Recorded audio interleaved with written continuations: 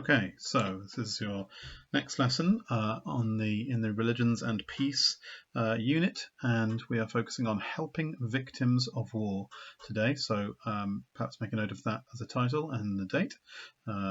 And then your first task is to do this starter here. What happens to people when there's a war in their country? Okay, make a mind map of ideas. So pause the video and come up with as many ideas as you can of how people are treated, what happens to them, not just the soldiers, but also the civilians in the country, what happens to leaders of a country when there's a war. Try and come up with as many ideas as you can. Okay, however many ideas you've got on your mind map, it's now a good idea to watch the links in the homework notes to get some more ideas.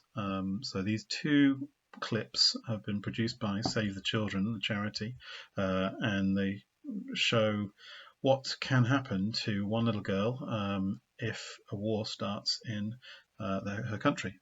And they're very thought-provoking, and so watch them closely.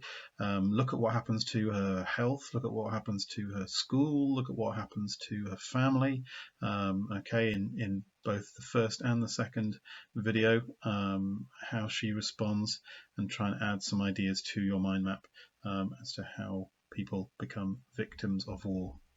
Okay. Right, objectives for this lesson. So the point of this lesson is to think about ways that war produces suffering, produces victims. Okay, how does going to war actually make people's lives really difficult? Most people will be able to do some reading or listening and finding out some details about charities that work in war-torn nations and some examples from religion of people helping victims of war, and then we'll get to a point where you should be able to evaluate views about helping victims of war, whether you think it's the right thing to do in a war situation or not. Okay. Okay, what I'd like you to do now, please, is have a look at some details about a charity that works with victims of war. This charity is called Charitas, and on your Show My Homework notes there is a Word document to download and read, and when you've had a read of that document, please could you answer these questions, okay? In full sentences would be best, just to make sure you're still writing full sentences, and work your way through those questions there. Some of them are short and quick and easy, some of them require a bit more thinking. Okay, have a go. Okay, time for a bit of personal research if you can. If you're able to get online and do this, that'd be great. So here are 3 other charities that work to support victims of war around the world. So you've got the Indian Red Cross Society there, Islamic Relief, and Khalsa Aid. The last 2 are specifically religious, so I'd like you to choose one of those 2, please, and find out 5 facts about them as a charity. And there's some questions there on the screen to get you thinking, all right, about what facts you find out. All right, off you go. Right, this story that I'm about to read to you, and you can read as well, is a good example from Sikh tradition of somebody who was involved in helping and treating the enemy, helping victims of war who were on his side and on the other side. So, this is the story of Bhai Kanhaiya Ji. During the battles between the Sikhs and their enemies, Bhai Kanhaiya was often seen carrying a water pouch, serving water to anyone who was thirsty, especially dying and wounded soldiers. He served in this way without discrimination, giving water to his side and the enemy. Fellow Sikhs were annoyed and complained to Guru Gobind Singh Ji, their leader. They pointed out that Bhai Kanhaiya Ji was even serving water to the enemy Hindus.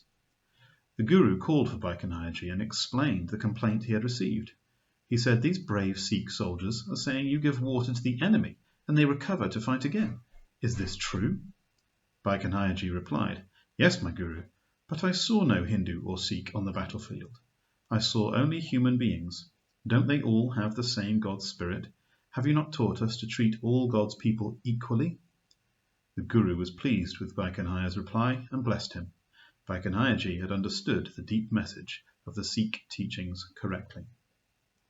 Okay, just write, please, a 3-line summary of that story in your book or in your paper, whatever you're writing on. Okay, just summarize it into 3 lines. Make sure you get his name down, please. His name is a really good example that you can reference in exam answers should you need to.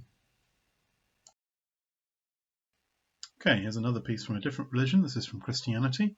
A piece of information and teaching from Jesus about how to treat your enemies. So this says, you've heard that it was said, love your neighbor and hate your enemy. But I tell you, love your enemies and pray for those who persecute you, so that you may be children of your Father in heaven. Now, what Jesus is doing there is he is taking a teaching from old Jewish law that the people he was talking to would have known very well, and kind of turning it on its head and saying, actually, it's not just about loving the people who are close to you or the people who you like. It's about showing love to even the people who hate you, even the people who make your life hard. And in a war context, that would be the enemy country.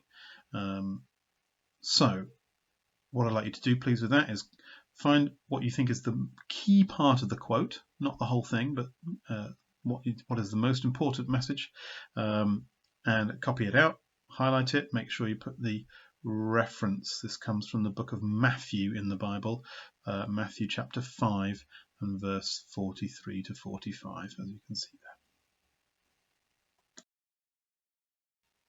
there. Okay, this is your final task of writing here, and this, I think, is what you should submit to your teacher on Show My Homework or via email.